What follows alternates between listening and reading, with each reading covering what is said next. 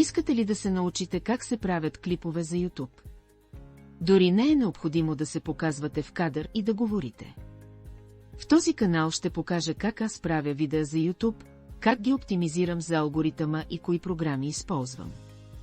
Ще показвам реални кадри от процеса по създаване на ново видео за канала Моето здраве, който е основният ми YouTube канал.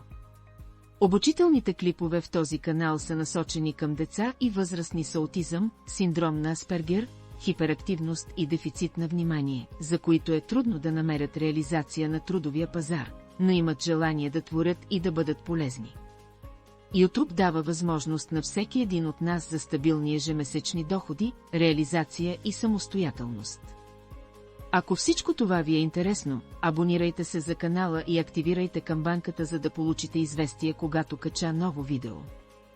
Абонирайте се и за основния ми канал Моето здраве. Благодаря ви от сърце!